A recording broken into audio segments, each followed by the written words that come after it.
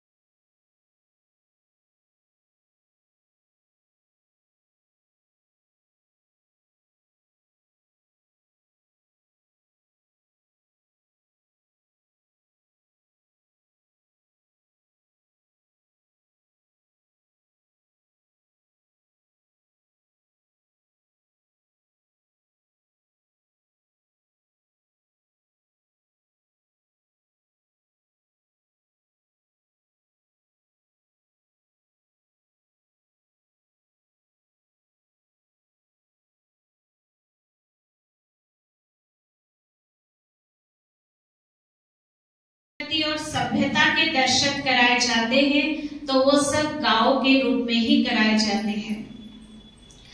तो भारत का जो मुख्य व्यवसाय जो है हमारा, वो कृषि है, क्योंकि किसान को अन्नदाता कहा जाता है। एक दाता है परमात्मा, जो ऊपर बैठकर सारे विश्व की पालना करता है, परवरिश करता है, और एक दाता है अन्नदाता किसान। अन्न भी सारे अन्न परवरिश कर रहा है। एक समय था जब कहा जाता था उत्तम खेती, मध्यम व्यापार और कनिष्ठ नौकरी, लेकिन आज का समय है जब कहा जाता है कि उत्तम नौकरी, मध्यम व्यापार और कनिष्ठ कृषि। अब आप सभी यहाँ पर किसान भाई बहने बैठे हैं। अभी आप लोग इस बात को सोचें, क्या ये कहना उचित है कि कृषि को हम सबसे नीचे के लेवल में रखें? आज एक नौकरी करने वाला इंसान जब अपने ऑफिस में जाता है तो वो एसी वाले कमरे में बैठता है, 6 घंटा 8 घंटा नौकरी करता है, कुर्सी पर आराम से बैठे हुए, और महीने भर की पगार लेता है। लेकिन एक किसान सारी जिंदगी खेत में मेहनत करता है। बरसात है, ठंडी है, गर्मी है, हर मौसम में किसान जितनी मेहनत और कोई नहीं कर सकता। आप लोग खुद सोचिए, एक नौकरी करने वाला व्यक्ति भी इतनी मेहनत नहीं कर सकता जितनी कि किसान करता है। इसीलिए कहते हैं किसान जो है वो दूसरा भगवान है। एक भगवान निराकार परमात्मा शिव जो सत्यम शिवम सुंदरम है, लेकिन एक भगवान है किसान। लेकिन आज हम देखते हैं कि उसी किसान की हालत बहुत दयनीय है। कभी तो देखो प्रकृति किसान का साथ नहीं देती है। आज किसान के सामने अगर सबसे बड़ी समस्या कोई है तो वो है प्रकृति की। वैसी तो समस्याएं कई है उसके सामने, लेकिन सबसे बड़ी समस्या वो है प्रकृति। आज प्रकृति दूषित हो गई है। नहीं तो कहते हैं कि प्रकृति का सबसे नजदीक का मित्र अगर कोई है तो वो है किसान। किसान 24 घंटे प्रकृति के साथ रहता है, लेकिन यही प्रकृति आज किसान को साथ नहीं दे रही है। उसका कारण हमने कभी खोजा इस बात पर, कभी विचार किया इस बात पर कि उसका कारण क्या होगा? क्यों आज प्रकृति मनुष्य को साथ नहीं दे रही है? इसमें दोष किसका? प्रकृति का या हमारा खुद का? अगर गहराई से इस बात पर विचार किया जाए तो इसमें दोष मानव का ही है। मानव ने ही आज प्रकृति को दूषित किया है और इसी वजह से आज प्रकृति हमें सहयोग नहीं देती है। आप लोगों ने खुद देखा होगा, जब किसान की फसल खेत में तैयार हो जाती है उस समय बारिश की जरूरत नहीं होती है, लेकिन उसी समय बारिश आ जाती है। अभी आप लोगों ने 2-3 दिन पहले देखा, खेतों के अंदर अनाज है, गेहूं है, चना है और अचानक बारिश आ गई है, अनाज खराब हो जाता है। और जिस घड़ी किसान बीज बोता है और उसे बारिश की जरूरत होती है, उस समय बारिश नहीं होती। किसान को डबल ट्रिपल बीज बोना पड़ता है। तो आज ये प्रकृति हमारा सहयोग नहीं कर रही है। उसका कारण है कि आज हम खेतों के अंदर बहुत ज्यादा प्रमाण में रासायनिक दवाइयों का, रासायनिक खादों का प्रयोग कर रहे हैं और इसके कारण धरती, जिसे माँ कहते हैं, उस माँ को हम दूषित कर रहे हैं।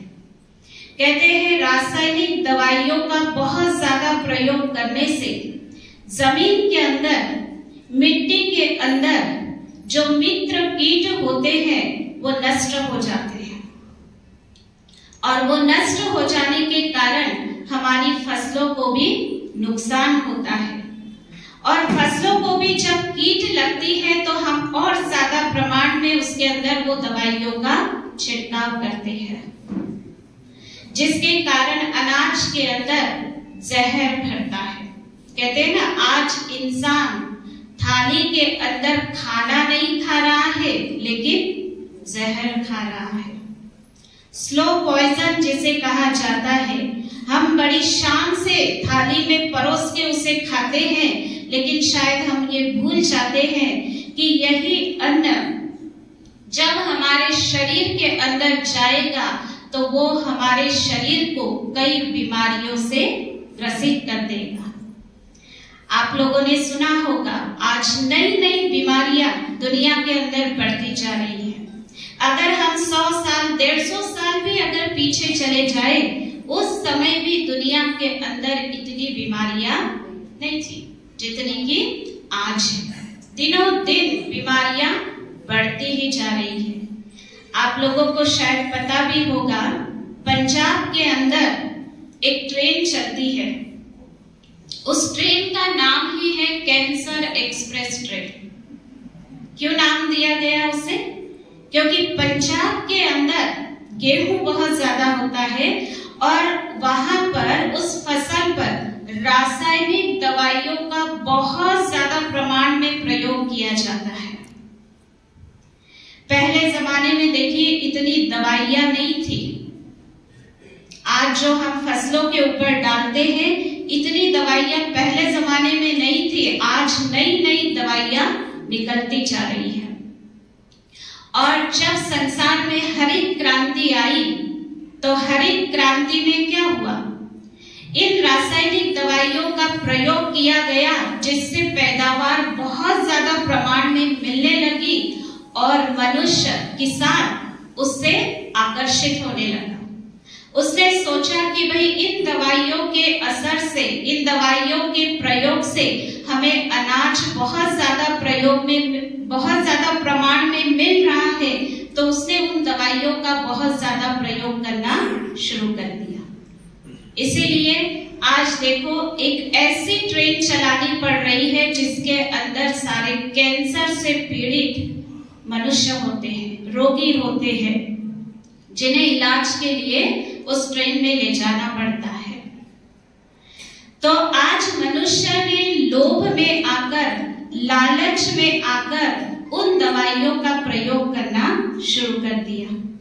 लेकिन हम भूल जाते हैं कि यही दवाइयां एक तरफ तो हम पैदावार ज्यादा लेकर पैसा कमा रहे हैं और दूसरी तरफ बीमारियों के लिए हॉस्पिटल में उतना ही पैसा गवा भी रहे हैं। तो प्राप्ति क्या हो रही, बच क्या रहा है हमारे पास?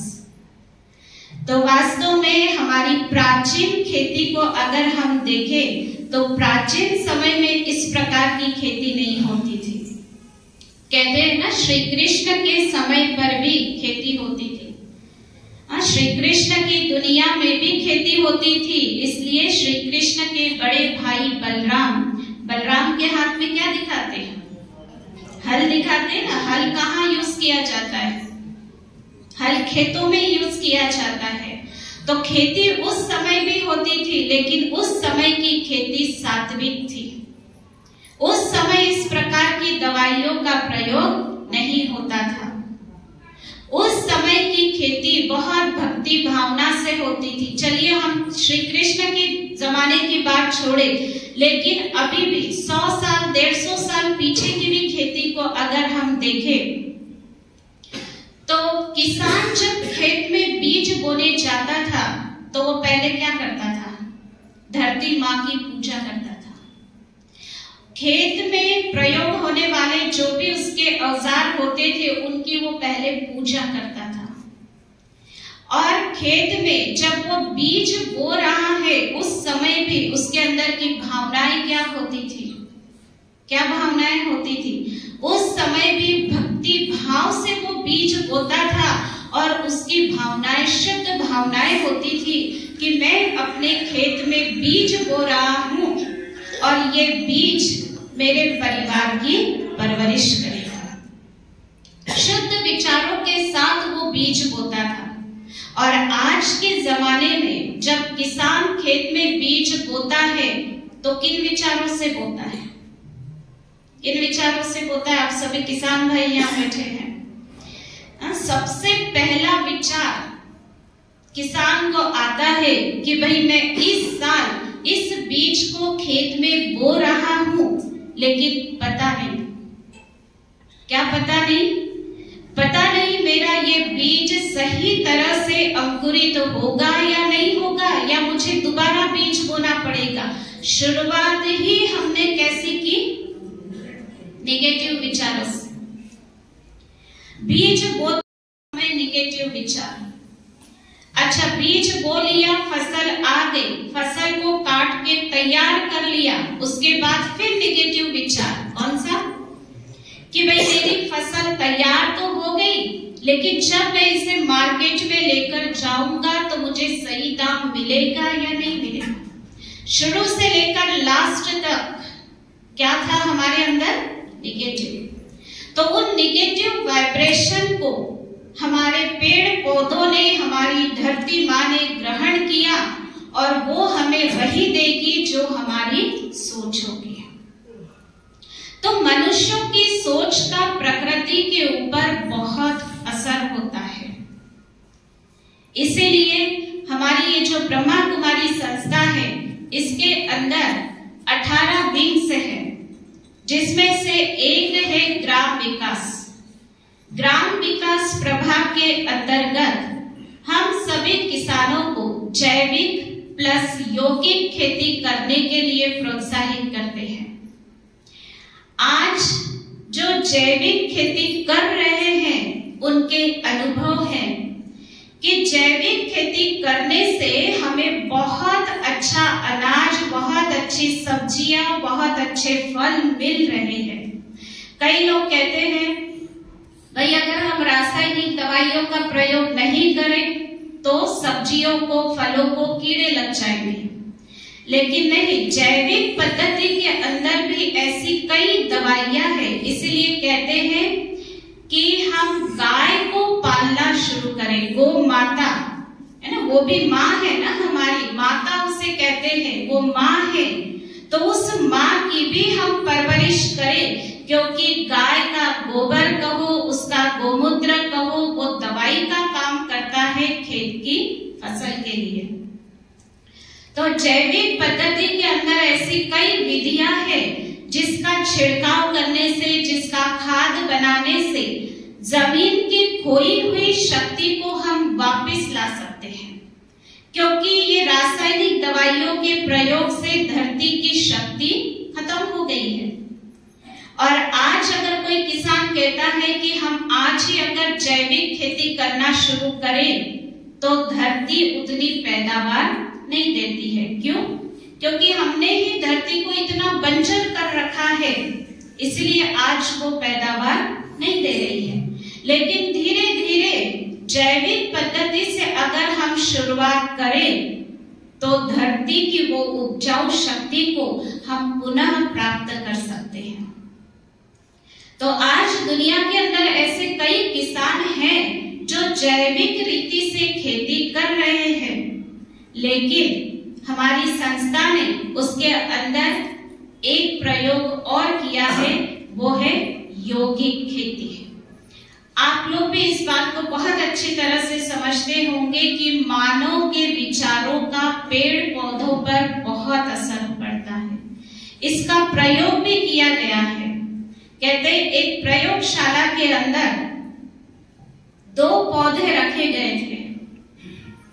एक पौधे पर निगेटिव विचार लिखे और एक पौधे पर पॉजिटिव विचार, दोनों को थोड़ा थोड़ा दूरी पर रख दिया गया और कुछ लोगों को कहा गया कि आप इस निगेटिव लिखे हुए पौधे के पास जाकर रोज उसे निगेटिव विचार देते रहे।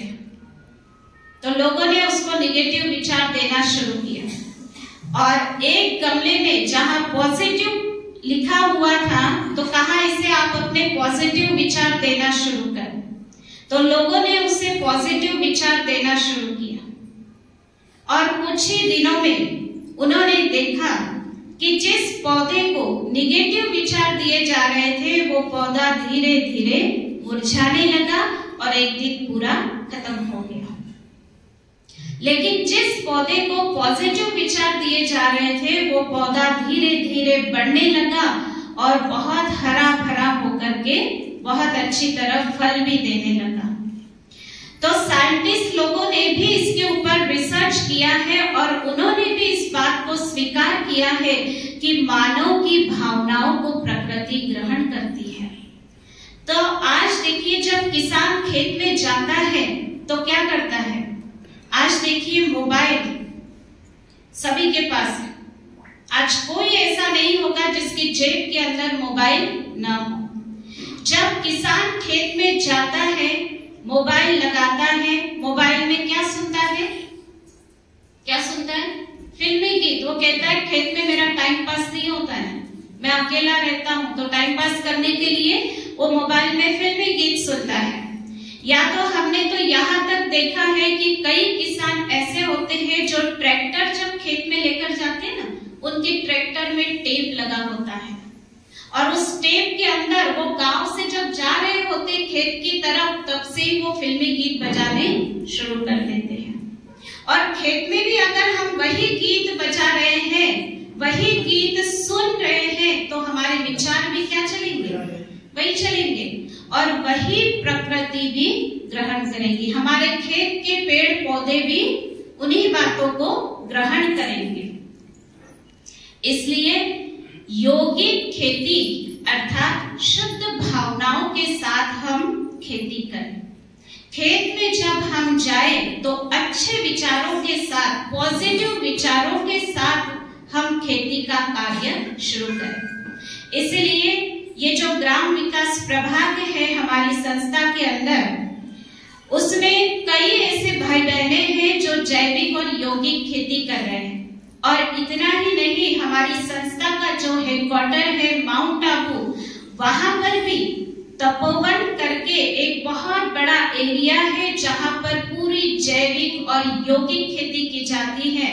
और आप लोगों को बताएं, अभी कुछ ही दिन पहले 40 साइंटिस्ट लोग वहां पर गए और उन्होंने वहां पर एक ग्रह वाटिका करके एक बनाया हुआ है, सैंपल उन्होंने वहां बनाया हुआ है कि किस प्रकार से हम अपने घरों में अब सब्जियों को उगा सकते हैं। इसका मॉडल उन्होंने वहां तैयार किया है और 40 साइंटिस्ट लोगों ने वहां जाकर के उस मॉडल को देखा, समझा और उसको बहुत पसंद किया। तो आज ये संस्था का जो प्रभाग है, ये दिन प्रतिदिन खेती के अंदर नई नई रिसर्च करते जा रहा है। इसीलिए हमें अपनी खेती के अंदर शुद्ध भावनाओं को जोड़ना है, क्योंकि जैसे एक छोटा बच्चा होता है, छोटे बच्चे को आप कितना प्यार से चलाते हैं, जितना आप उसे डांटेंगे, मारेंगे, पीटेंगे, उतना वो आपसे दूर भागेगा। लेकिन जितना ही आप उसे प्यार देंगे, स्नेह देंगे, उतना वो आपके नजदीक आएगा। प्रकृति भी इसी प्रकार है। हमारे खेत के पेड़ पौधे जो है वो हमारे बच्चों की तरह है, हम बच्चों की तरह उनकी परवरिश करें। आज कोई भी पिता ये नहीं चाहेगा कि मेरा बच्चा जो खाए वो जहर खाए, कोई नहीं चाहेगा। तो आज हमारे खेत के पेड़ पौधे जो हमारे बच्चों की तरह है, हम उन्हें कैसे जहर खिलाते हैं, और अगर उन्हें जहर खिलाएंगे तो वो रिटर्न में हमें भी क्या देंगे। कहते हैं ना कि भाई माँ बाप बच्चों की जिस तरह परवरिश करती है, बूढ़े होने पर बच्चे भी माँ बाप की उसी तरह परवरिश करते हैं। तो पेड़ पौधों को जो हम दे रहे हैं वही वो रिटर्न में हमें देते हैं। इसीलिए हम शुद्ध भावनाओं के साथ, शुद्ध विचारों के साथ खेती को करें। लेकिन अब ये शुद्ध विचार हमारे अंदर आएंगे कहां से? पॉजिटिव विचार हमारे अंदर आएंगे कहां से? क्योंकि आज संसार में चारों तरफ कलयुग चल रहा है और कलयुग के अंदर हर तरफ निगेटिव भरा हुआ है। हर एक की सोच में निगेटिव भरा है, हर एक के कर्म में निगेटिव भरा है। तो पॉजिटिव हमें मिलेगा कहां से? तो वो पॉजिटिव हमें मिलेगा ब्रह्मा कुमारी संस्था में आकर के। यहाँ जो मेडिटेशन सिखाया जाता है उसके द्वारा। तो यहाँ पर उस मेडिटेशन को सीख करके जब परमात्मा के साथ हम अपना कनेक्शन जोड़ते हैं मन और बुद्धि से, तो हमारे अंदर पॉजिटिव विचार आते हैं और वही पॉजिटिव विचार हमारे चारों तरफ का वायुमंडल बनाते हैं। तो सभी आए हुए किसान भाई बहनों से हम ये अनुरोध करेंगे कि आप यहाँ आकर के उस मेडिटेशन को सीखें, अपने अंदर की निगेटिविटी को खत्म करें और पॉजिटिव अपने अंदर भरें और जैविक और यौगिक खेती को हम अपने जीवन में अपनाएं। तो जो हमारा स्वप्न है कि हमारा भारत राम राज्य बन जाए, हमारा भारत स्वर्णिम भारत बन जाए, हमारा भारत विश्व गुरु बन जाए, वो तभी हो सकता है ना। हम तो कहते हैं कि भाई हमारा भारत राम राज्य हो, लेकिन राम राज्य कब होगा? कब होगा? सिर्फ कहने मात्र से नहीं होता है, करने से होता है। हमारे कर्म भारत को राम राज्य बनाएगा। बोल राम राज्य नहीं बनाते, कर्म राम राज्य बनाते हैं। तो राम के जीवन की मर्यादाएं, राम के जीवन के गुण, राम के जीवन के संस्कारों को हम अपने अंदर लाए, तब ये भारत राम राज्य बनेगा और हमारा भारत स्वर्णिम भारत बनेगा। तो इन्हीं शुभ भावनाओं से मैं आप सभी से पुनः ये निवेदन करूंगी कि आप इस ब्रह्मा कुमारी संस्था से जुड़े और यहाँ पर जैविक और यौगिक खेती जो सिखाई जाती है उन्हें आप करें। अभी जून महीने में माउंट आबू में हमारा एक स्थान बना है ज्ञान सरोवर, जहाँ पर बहुत सुंदर एक सम्मेलन होने वाला है और जिन भाई बहनों को जैविक और यौगिक खेती की ट्रेनिंग लेनी है, उन्हों के लिए भी वहाँ कार्यक्रम आयोजित होने वाले हैं। आप सभी भी उसमें हिस्सा ले सकते हैं। तो आप सभी किसान भाई बहनों के प्रति हमारी बहुत बहुत हार्दिक शुभकामनाएं हैं, शुभभावनाएं हैं कि आप पॉजिटिव रहें और शुद्ध विचारों के साथ खेती करें, ताकि हमारे आने वाली भावी पीढ़ी को हम जहर नहीं लेकिन शुद्ध अन्न खिला सके और अपने भारत को उज्जवल बना सके। इन्हीं शुभ भावनाओं के साथ ओम शांति। आज आपण या ठिकाणी सगळे आलात आणि या ठिकाणी आज आपण जे ऐकलं आता समजलं सर्वांना? भाषा होती पण बोल आपल्या सर्वांना समजले असतील। तर ज्या ताईंनी दीदींनी आपल्याला हे छान उद्बोधन केलं त्यांचं नाव आहे स्वाती दीदी आणि आपण बऱ्हाणपूर सेंटरवरनं या ठिकाणी आलात आणि आपल्याला एक अनमोल मार्गदर्शन केलं, याच्याबद्दल स्वाती दीदींचं खूप खूप धन्यवाद आहे, धन्यवाद आहे, धन्यवाद आहे। आणि या स्वाती दीदी जी आहे त्या चांगल्या खूप छान स्पीकर सुद्धा आहे आणि अवघ्या 25 वर्षापासून ब्रह्माकुमारी विद्यालयामध्ये समर्पित जीवन जगत आहेत आणि खूप नम्र आणि आज्ञाकारी आहेत आणि आपल्या साठी खास आज बऱ्हाणपूरवरून या ठिकाणी आले आहात। तर हा जो कार्यक्रम या ठिकाणी चालू आहे महाशिवरात्री महोत्सवानिमित्त प्रजापिता ब्रह्माकुमारी ईश्वरी विश्वविद्यालय सावदा यांनी या ठिकाणी द्वादश ज्योतिर्लिंगम दर्शन यांचा हा मेळावा या ठिकाणी लावलेला आहे आणि यामध्ये आम्ही अलग अलग वर्गीकरणाचे कार्यक्रम रोज अलग अलग घेत आहात। जसं काल आम्ही मीडिया प्रभागाचा कार्यक्रम घेतला, आज शेतकरी मित्रांचा कार्यक्रम घेतला, परवा आम्ही महिलांसाठी जागतिक महिला दिन साजरा करणार आहे, त्यानंतर युवा महोत्सव, त्यानंतर शिक्षकांकरता। तर जे समाजाचे समाजाचे फाउंडेशन आहे त्या सर्वांचा विचार करता या महोत्सवामध्ये अलग अलग कार्यक्रम रोज आयोजन करण्यात येणार आहे। तरी आज आपण हा कंबाईंड कार्यक्रम आहे महाशिवरात्री महोत्सव अधिक आपले शेतकरी जे किसान भाई आहे त्यांच्याकरता हा कार्यक्रम घेण्यात आलेला आहे। तर आपण सर्वांनी ऐकलंच असेल या ठिकाणी ताईंनी सांगितलं की कशा प्रकारे आपण आपल्या शेतामध्ये जैविक प्लस यौगिक शेती केली पाहिजे आणि याचे भरपूर चांगले रिझल्ट मिळतात आणि ते प्रॅक्टिकल आपल्या ब्रह्माकुमारी विद्यालयामध्ये अनेक भाऊ बहिणी जे किसान आहेत त्यांनी करून दाखवलेलं आहे आणि आपण सुद्धा याची प्रेरणा घ्यायला पाहिजे। माउंट आबूला जाऊन आपण त्या ठिकाणी ट्रेनिंग करा आणि या ठिकाणी सेंटरवरती येऊन सुद्धा आपण जर राजयोग कोर्स केला तर राजयोग कोर्स केल्यानंतर आपल्याला कळेल की राजयोगाद्वारे कशा प्रकारे आपण शेतामध्ये हा योग आपण यूज करू आणि आपल्या शेतातील आपल्या धान्याला चांगल्या प्रकारे व्हायब्रेशन देऊ आणि जास्तीत जास्त नफा आपण घेऊ शकतो। आता कार्यक्रमामध्ये आलेले आपले जे मान्यवर आहे जालंधर भाई 2 शब्द बोलतील अशी मी त्यांना विनंती करते।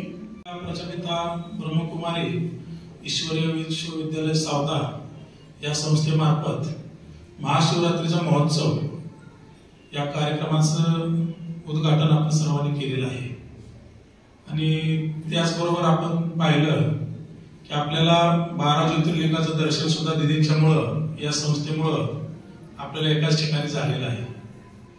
आपण पाहतोय खरं तर रोजच्या धकाधकीच्या जीवनात एवढी अशांतता बाहेर आहे, एवढा ताणतणाव असतो आणि जेव्हा आपण ह्या परिसरात येतो फुले सर तेव्हा एक वेगळंच वातावरण, एक वेगळीच शांतता आपल्या मनाला लाभत असते। दीदी आम्हाला जवळजवळ सगळ्याच कार्यक्रमाला बोलवत असतात। एक तासभर त्यांच्या कार्यक्रमाच्या निमित्ताने तास 2 तास आम्हाला त्यांच्या सानिध्यात राहून चांगले विचार ऐकण्याची संधी आम्हाला मिळत असते। आपण पाहतोय खरं तर मी तर असं म्हणेन की हा ब्रह्मकुमारीचा जो परिवार आहे हा मोठा झाला पाहिजे, वाढला पाहिजे। जेवढा हा परिवार वाढेल तेवढंच त्यांच्या सानिध्यात आलेल्या लोकांच्या शांत राहण्यामुळं समाजात सुद्धा एका प्रकारची शांतता लाभेल आणि त्याचा इनडायरेक्ट फायदा आम्हाला सुद्धा पोलीस विभागाला सुद्धा होईल आणि आम्हालाही शांतता लाभेल। त्यामुळे आमची तर इच्छा असते की भरपूर लोकांनी दीदींच्या कार्यक्रमाला उपस्थित राहावं आणि या परिवाराशी जोडलं जावं। कारण शांतता जर आपल्याला पाहिजे असेल तर इथंच मेडिटेशन सारखे कोर्सेस आहेत। या अशा कोर्सेसच्या रूपाने आपण कुठेतरी आपल्या जीवनातला जो ताणतणाव आहे रोजच्या, खास करून आता बघतोय आमच्या तर ड्युटीच्या ह्याच्यात तर कायमच आम्ही टेन्शन मध्ये आहे। आमची खूप इच्छा असते की वेळ द्यावा, थांबावं, परंतु नाही, तेवढं ते शक्यच नाही। तो एक कर्तव्याचा भाग आहे। आपण पत्करला म्हणलं कर्तव्य पहिली ड्युटी आपण आपली निभावलीच पाहिजे। परंतु मला असं जेव्हा जेव्हा कधी संधी मिळते तेव्हा मी याचा प्रयत्न करतच असतो। दीदींनी बऱ्याच वेळा सांगितलं की मध्ये आधी पण या आणि एक 2-3 दिवस मेडिटेशनचा कोर्स करा, जेणेकरून आपल्यावर जो ताणतणाव आहे तो कमी होईल। मी या ठिकाणी आज जो कार्यक्रम आपण आयोजित केलेला आहे, आजचा जो कार्यक्रम आम्हाला बोलवलं, उद्घाटन आमच्या हस्ते घेतले, त्याबद्दल मी दीदी तुमचं आणि तुमच्या परिवाराचं सर्वांचाच मनापासून आभार मानतो आणि थांबतो। आपल्या कार्यक्रमामध्ये येत राहतात आणि आता त्यानंतर प्रल्हाद भाऊ कोंडे, तुम्ही निंभोऱ्यावरून आलेले आहात, कृषी विद्यालयाचे तुम्ही चेअरमन सुद्धा आहात, तर 2 शब्द तुम्ही सर्वांसमोर ठेवावं अशी मी त्यांना नम्र विनंती करते। यांच्या वतीनं आज या ठिकाणी महाशिवरात्रीच्या निमित्तानं बरेच कार्यक्रम आयोजित केले जातात। त्यापैकी आज हा कृषी दिन म्हणून देखील त्यांनी यात समाविष्ट केला, म्हणून मी खरोखर त्यांचा आभार मानतो। साहेबांनी सांगितलं की तुम्हाला जर शांतता मिळवायची असेल तर रोज मेडिटेशन करा।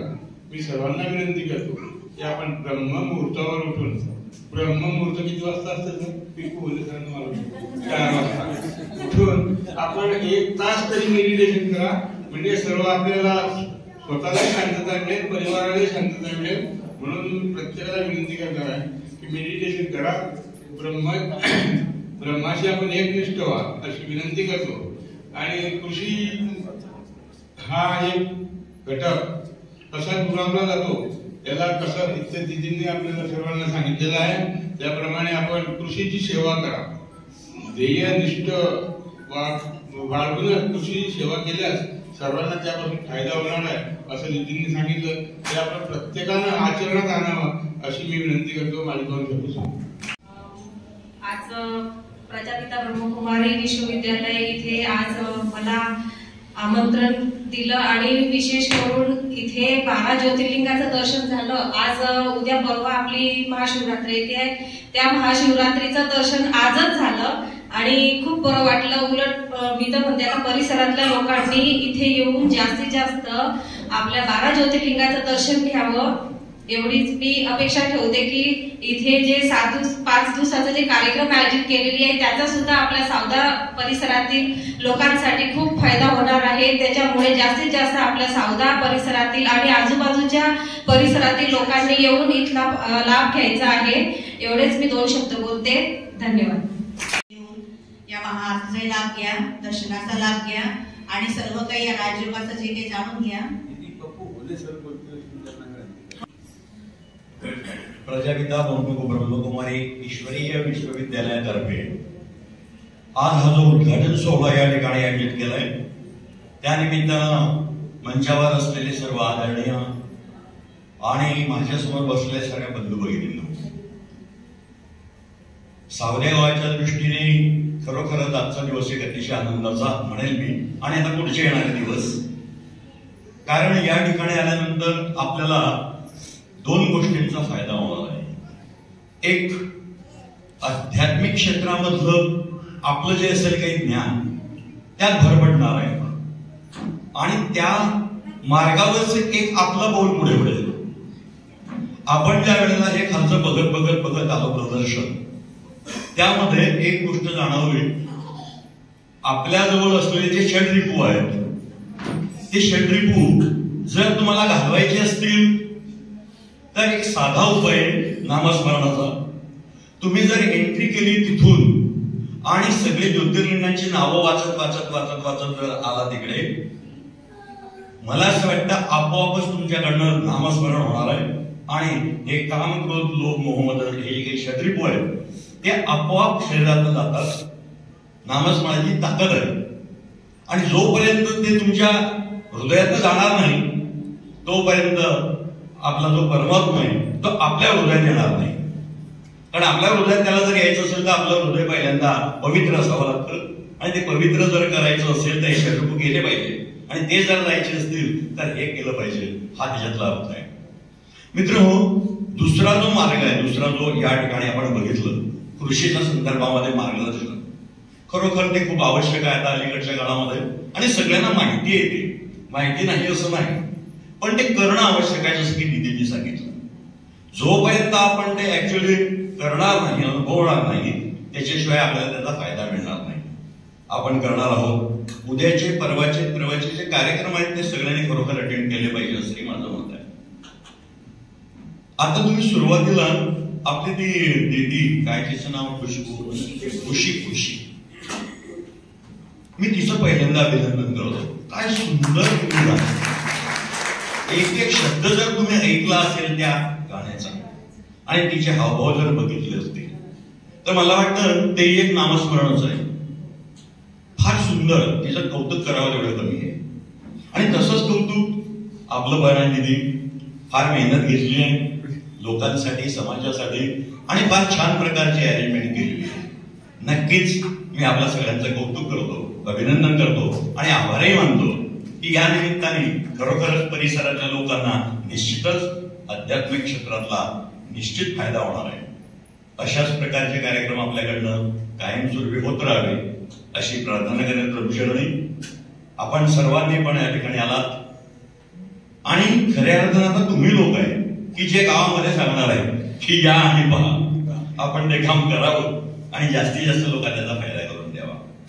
आपल्या सगळ्यांना आणि दीदी आपल्या सगळ्या कार्यक्रमांना शुभेच्छा देतो. आणि वेळ भरपूर झाली, मला कल्पच नाही, पण यांच्या घराला बोलावं लागतंय. पुन्हाच एकदा आपल्या सगळ्यांचे तुम्हाला शुभेच्छा देऊन आभार मानतो आणि थांबतो. धन्यवाद. जय हिंद, जय महाराष्ट्र.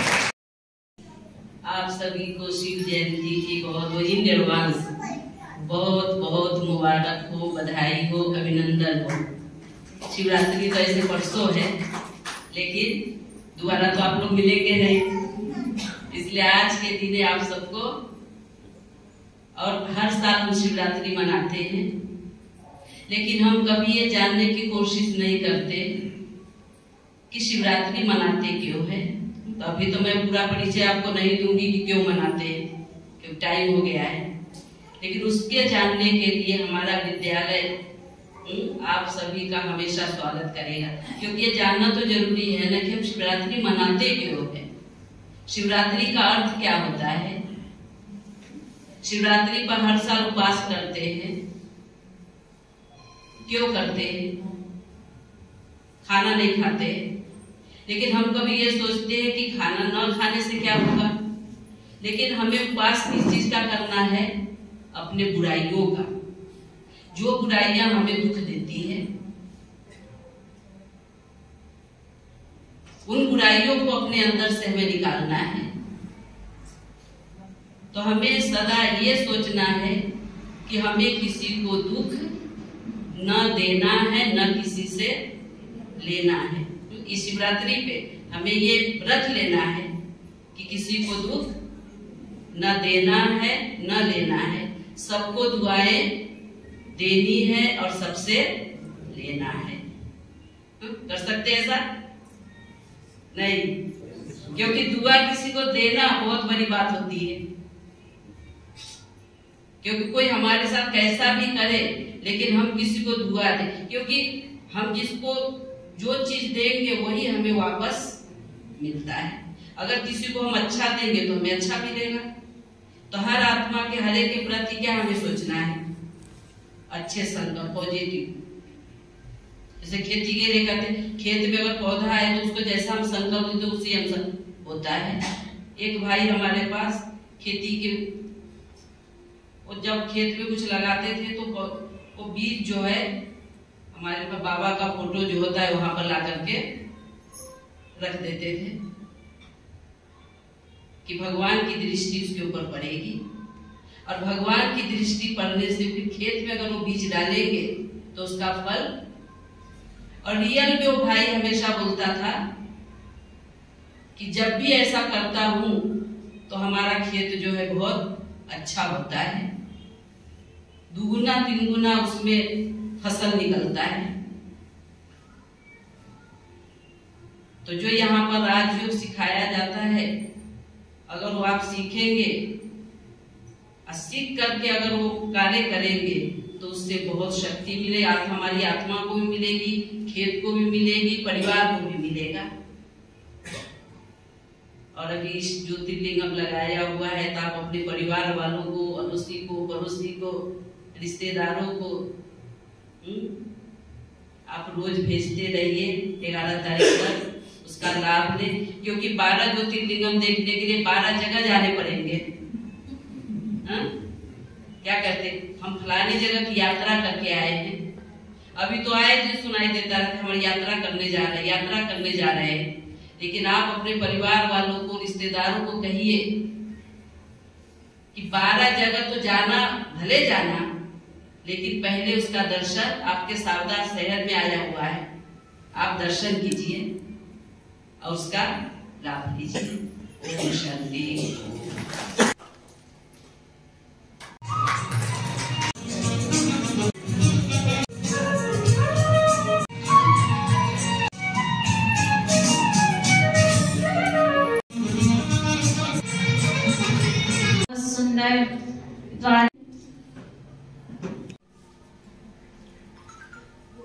ओम शांती। लेवा जगत यूट्यूब चॅनलमध्ये आपलं स्वागत आहे। आपल्या परिसरातील ताज्या घडामोडी बघण्याकरता आमचे चॅनल सबस्क्राइब करा आणि आपल्या मोबाईलवर बघा ताज्या बातम्या व कमेंट करून प्रतिक्रिया जरूर कळवा। बघत रहा लेवा जगत। धन्यवाद।